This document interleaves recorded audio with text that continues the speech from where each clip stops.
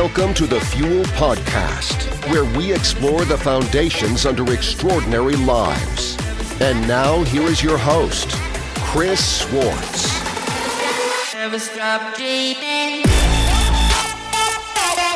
What's up, everybody? It's Chris Swartz, your host of Fuel, and we're here today with a good friend of mine, Tom DiVietro. What's up, Tom? Hey, Chris. Thanks for having me. Yeah, absolutely. So Tom comes to us. Tom's the founder and CEO of Thomas DiVietro Strength and Conditioning, and they train at Tom's space, the Ready Room, which is getting a nice makeover right now, under construction, right? Yeah. Bigger and better?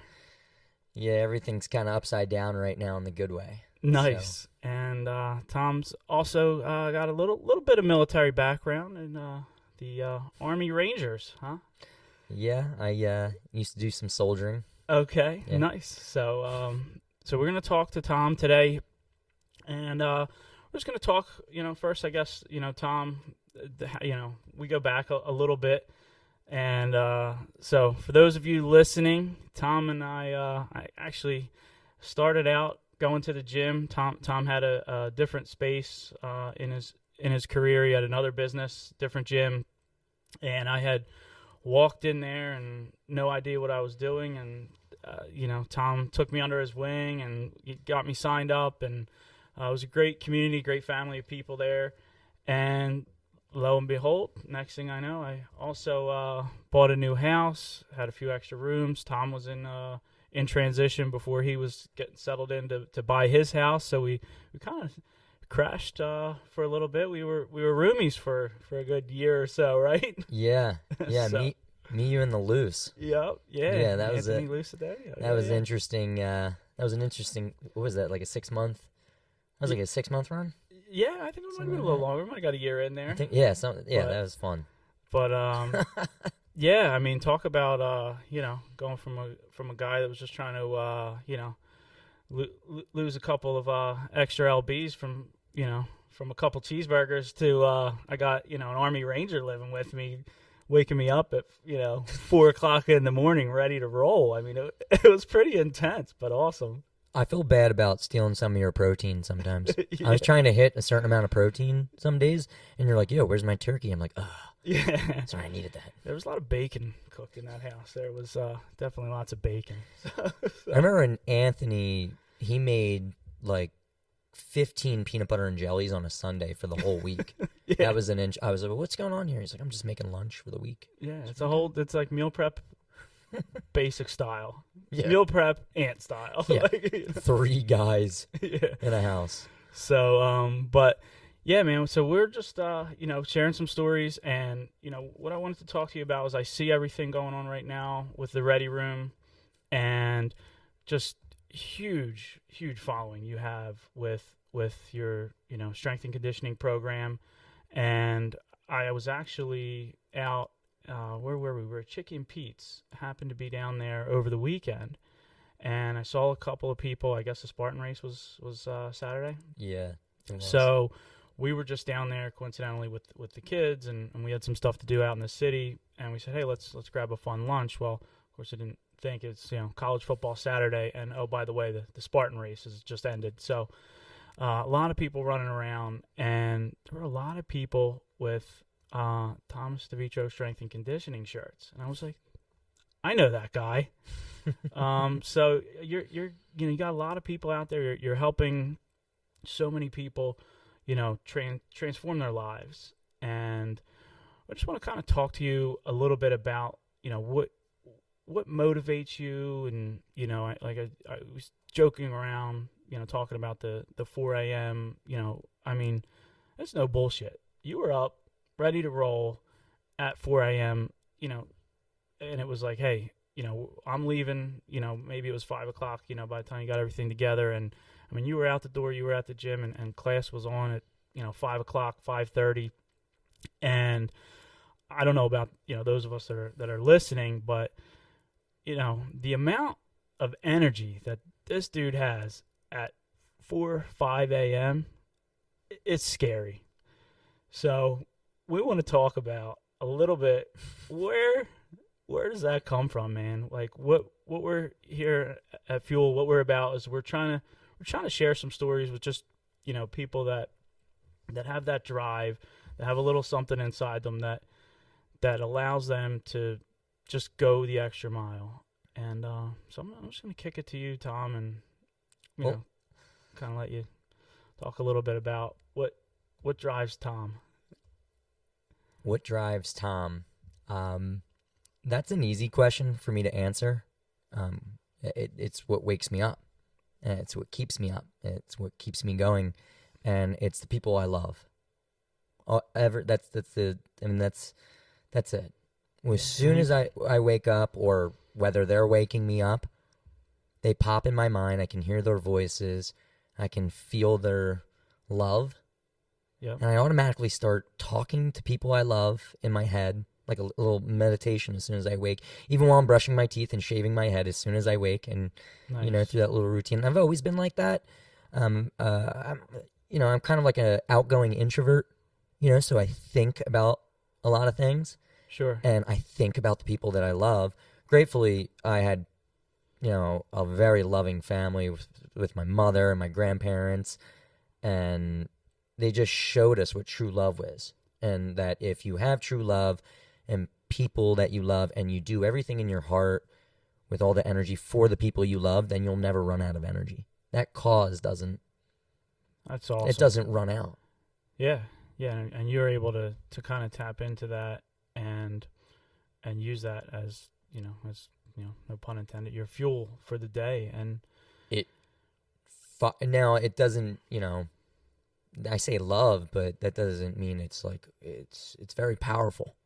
It's very, very powerful. And it doesn't mean it's weak. It's more on like the meek side. Sure. If that makes sense. Yeah. But when I think about my family and friends, and I'm trying to not, I got a lot of energy. Yeah. So it's like, how do you use this energy and where do you put it? So when I think about people that I don't want to disappoint, that I love and am committed to with whatever in my life. Yeah, and that commitment, I have to say, just through our relationship that we have, the commitment that I've seen, that you have, which is, as I watch, your business just explode. Literally, you're blowing out walls right now, right? To get more space for the ready room, because you don't even have enough space for all the people you're trying to help. And that's no coincidence. It's not because, as we joked before the thing, it's not because of Cutlet Thursdays, right? People like, there's some gyms out there that we won't name that do pizzas on Fridays. I've been told that, if there's Cutlet Thursdays, not all the time, but occasionally in the fall, once a month, you're not blowing out walls in a building because you're doing Cutlet Thursdays, right? You are, maybe you are. I don't know. There's some good cutlets, but you're helping a lot of people, man, and you care, and it just shows. I have, from a fitness level, and tried different personal trainers and coaches and people that are motivators, and there are a lot of people in that space that are just kind of going through the motions. Like, I almost picture them like they should have a clipboard, right? And they're just like, okay, I told them to do this, and I told them to do that. What you do is it's just raw, and it's just from the heart, and it's just from a caring position. So that's really interesting that you say, where that comes from. It comes from your family, and that's where you get that, because it translates so well to your business. Oh yeah. Well, my grandparents, they were poor, but very grateful. They worked hard. And again, they always went with love and all that. And so that was their main focus. They said, if you have love, you don't need anything else. And then if you work hard and you're tired, it doesn't matter, because you have everything you need already. Right. And if that's the case, you're probably going to be productive as well, right? Not have any regret, because when you go 100%, you work really hard for the people that you're passionate and love. There's no regrets. It's just easier, more passive, clear mind. And it's easier to go about. And then it's kind of easier to get into a routine as well. And that turns into a habit and a good discipline, So I think they all kind of intertwine with each other. Yeah. You know, and then I don't think, that's due every day though. Right. Because as soon as you lose focus and you get away from those habits or routines or those disciplines or those regiments that you've practiced, and you might not even notice that you've practiced, it's just, the context that you grew up in. Yeah. You're just extracting the good out of it. And now it's like, all right, now I've been doing this. Now that I realize it, how do I refine it, share it, because it is productive. Right. And that's what I think we do. It's like, and that's how I train people. It's like you have to find out who you love, right? And if you work really hard for the people you love, when you go 100%, you really give it 100%. You stop caring about all the things that don't matter. Nice. And it makes you feel really successful. And when you have a clear vision and you're not distracted, and you got your purpose, right, you're kind of unstoppable. Yeah. Is that I'm sure you believe this. People can do whatever they set their mind to, regardless of where they're coming from. Yeah, absolutely. I mean, I see and hear stories and things in my own life that I've pushed myself to do that you just never thought were possible. On so many levels, and one of the the stories that and the books that I've read and listened to recently, I always go back to it that David Goggins, Can't Hurt Me, right? Like I listened to that, and I'm just like, there's no, excuse my French, fucking way, right, that a human can do this. Like the dude, his shins are busted. He's everything. He's taping himself up, and he's running continuously after that hundreds of miles. Like it's just your brain is just it's just not wired to think that you can do that. But if you believe it and you push, you'll be amazed. And that is an extreme example, right? Dave Goggins is, like superhuman, like extreme. But why? Just because he sets out mentally, right? He's made a choice not to listen to the bullshit in his head and say, hey, you know what? I know there's that little guy in there saying I can't do it. Watch me and watch how fast I do it. And that's that's really powerful once you realize that. And I'm sure, in your life, I mean, going through, Ranger school, right? I mean, let's talk about that. How many times as an Army Ranger, which is, one of the most elite trainings you can go through, right? Did you think, I can't do this? I mean, did that ever, like when you got there and they dropped you off, were you like? That's an interesting question. So I had sort of a schooling pipeline that was a little different. I was a medic in the Army first, and then I transitioned to infantry. And then when I transitioned to infantry, I had to go earn a contract into 75th Ranger Regiment. So I went to infantry school and reclassed there. And then I went to airborne school for 3 weeks right after that. And then right from there, I went to RIP, which is like buds for Navy SEALs, right, to get into 75th. I was an honor graduate at my class. I won the physical fitness award at my class. I won the leadership award at my class, graduate at the top. It was a really fun, torturous experience. And then I went to another school right after that, which was CERT, which is Small Unit Ranger Tactics School. And that's kind of like a preschool. That's like the 75th Ranger Regiment's school before Ranger School to make sure you're good to go before they send you off. Gotcha. So when I was in CERT, my mother passed away abruptly at the age of 54 from a heart attack. She was my best friend. Oh, wow. So, and where were you? I had just got out of the last field training exercise for CERT.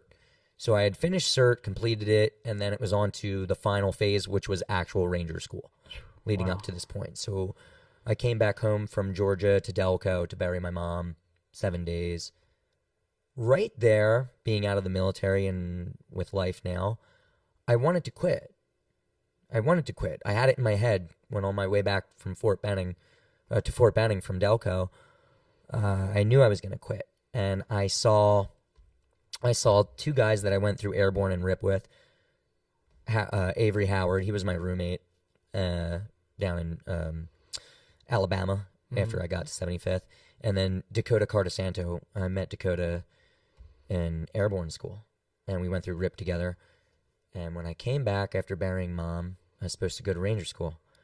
And I saw them outside before I was supposed to check back in. And I said, I don't think I can do this. I was like, I'm not the same as you know me. I was like, you just saw me at the top of my game, graduate the top of my class, do everything, and have fun with it. I had fun with it. Like the torture, Right. I just did. I was so prepared. I was over-prepared. Wow. I was over-prepared, and I loved it.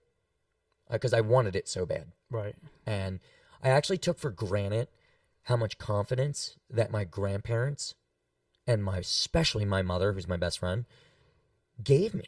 And when she left at that moment, I felt very scared. That was when I was like, okay, this is fear in your face, you know? So I told my buddies that I wanted to quit, and luckily they said, no, this isn't who you are. This isn't who your mother raised you to be. It's not what it is. And it crushed me inside out. I felt empty. I felt cold. I felt dark. I felt I was giving up. I was ready to tap out. I was going to walk in and tap out. Wow. And they said no, and I swallowed it. I swallowed it real hard. I went in. I was like, let's just do 1 minute at a time. And I think I thought of my mother 10 seconds of every minute with this burning passion, love. Same way I did growing up, doing anything, whether it's studying for a test, practice. I always thought about the people I love. It's how I was raised. Yeah. But now she's not here. It's different. It's like playing chess without the queen. It's scary on that board. It's the most powerful piece. Right. And now you've got to figure it out. Right? And now I'm going with the infantry, who are the best in the world. This is the most elite infantry in history. Right. Is the U.S. Army Rangers. It's all I wanted. It's what I told everybody I was going to be. So this, this all leads up to how I live my life now. Mm-hmm. It does. Every day in Ranger School, when the sun went down, I cried in my helmet. I cried. I cried on the walks till dawn. I thought about my mother. I cursed gods. I cursed God. I challenged Satan.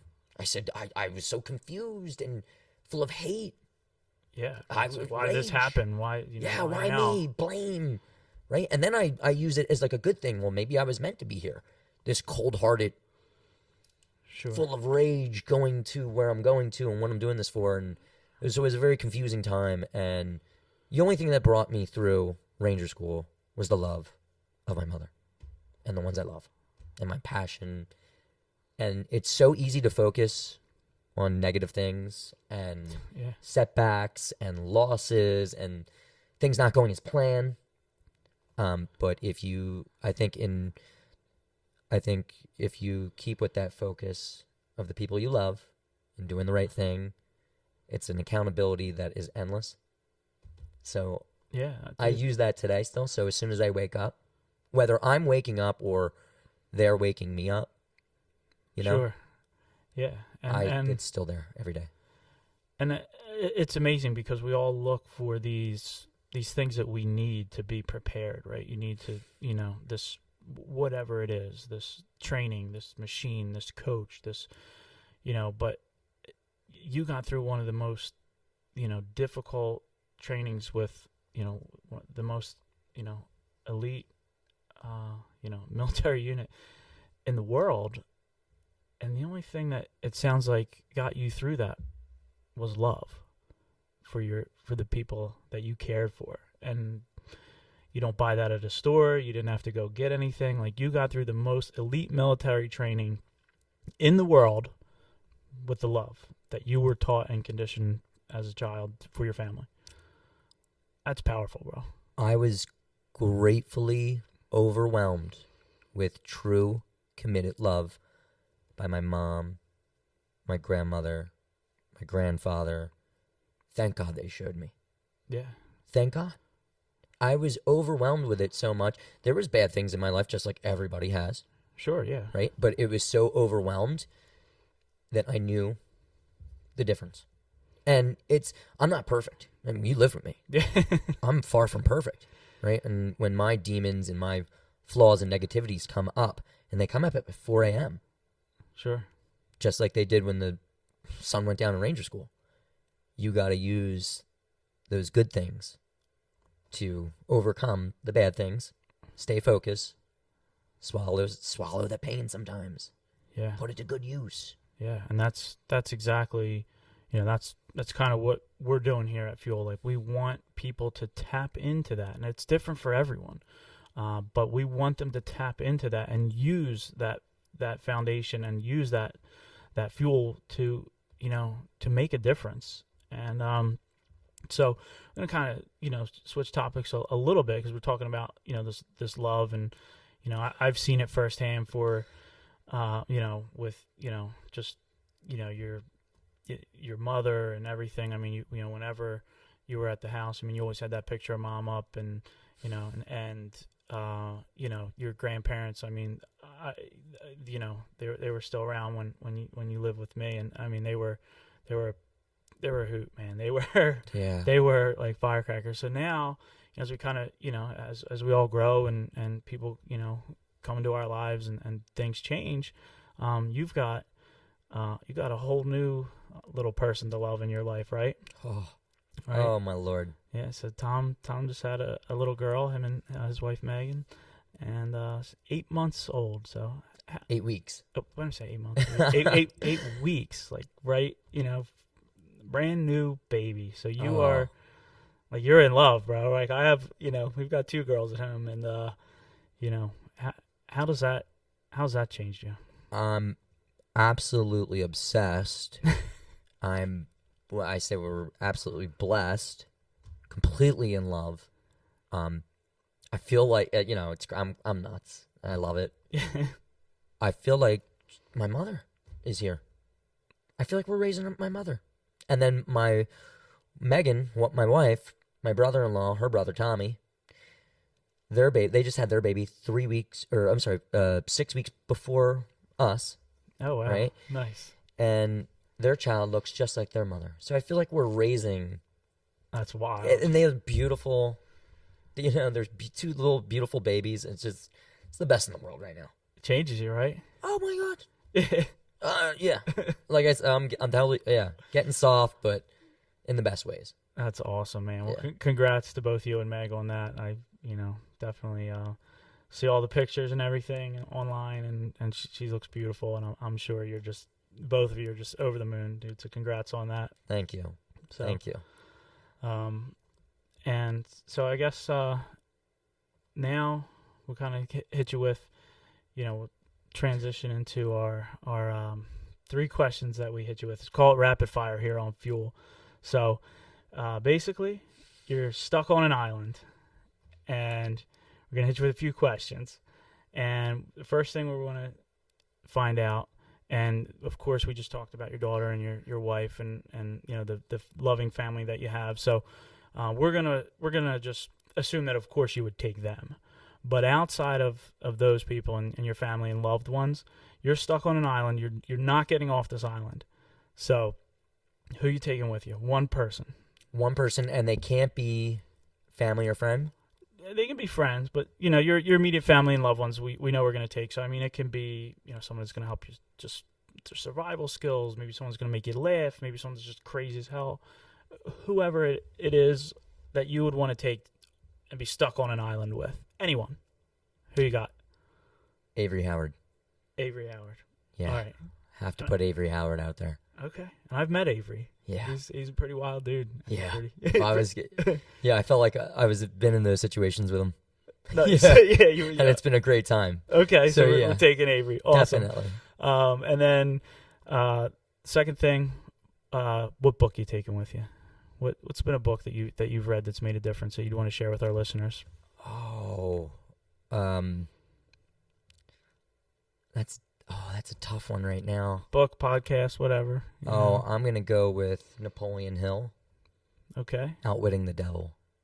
Outwitting the Devil. Oh, okay. I love that book. Nice. Okay. Yeah, I haven't read try that and one. read I thought it you were once gonna a go year. Think and Grow Rich with Napoleon Hill. That's the one I have read, but I haven't read Outwitting the Devil. So I love Think and Grow Rich. Sammy Oropesa recommended that to me, and then I accidentally clicked Outwitting the Devil on Amazon. And I got that first. Okay. So I read Outwitting the Devil, not knowing about Think and Grow Rich. Okay. But Outwitting the Devil, it's kind of more fun to read than Think and Grow Rich. Yeah, it's kind of dry. And very similar though. Gets that mind right. Okay. Yeah. So Nice. Definitely Outwitting Okay. the Devil. All right. And the last one, especially, this one's fun for us because we got Tom, who's a, Army Ranger, fitness guru. What's the one food, your guilty pleasure, the one food that you need to have on this island? Chicken cutlets. Chicken cutlets. That's awesome, dude. That's awesome. My wife will love that one, dude. She's Italian, and chicken cutlets are where it's at, man. I didn't really, have the appreciation for chicken cutlets until my Italian wife made me chicken cutlets. So, That's Italian fried chicken. yeah. Right? For some reason in my head, I feel like it's a little bit more healthy, but I see No, you're it frying it is. in the oil. And No. everything. No. It's 100% healthy. Okay. That's why we do it at the Yeah, gym. absolutely. Seasonally. It only works in the fall though. Nice. And then we're gonna throw one more, just given your background. You're stuck on an island. What's the one workout you're gonna do? The one workout you're gonna do there? 5 minutes of fun. 5 minutes of fun. Yeah, it's a 40-second forearm plank. And then as soon as 40 seconds hit, you get up and you do 20 seconds of max squat jacks. And then when it gets to the next minute, you go to a forearm plank again for another 40. And it's just 5 minutes. So you get 40 seconds of a good core plank hold. Then you get 20 seconds of ballistic explosive movement. Nice. And in 5 minutes, you had enough to go eat dinner. Okay. If you're on an island. If you're eating on an fish. island. All right. Awesome. I love it. So, all right, we're going to wrap things up here. So if someone wants to connect with you, if they want to find out more about Thomas DiVietro, strength and conditioning, the Ready Room, how do we find you? You on Facebook, Instagram? What's the best way to connect up with you? I would find us on Instagram under the Ready Room. There's two of them. It's either the Ready Room Morton or the Ready Room Swartz. Okay. Or you can look for Thomas DiVietro, strength and conditioning as well. But I'd say Instagram or Facebook is the best. Okay. Or the website. Awesome. Yeah. All right, Tom. Well, thanks for coming out today. We really appreciate having you on our show. And for those of you that are listening, if you like this, you got some good stuff out of it, we ask that you share it with your friends. Also, give us a 5-star rating on iTunes. And that's a wrap. We're out.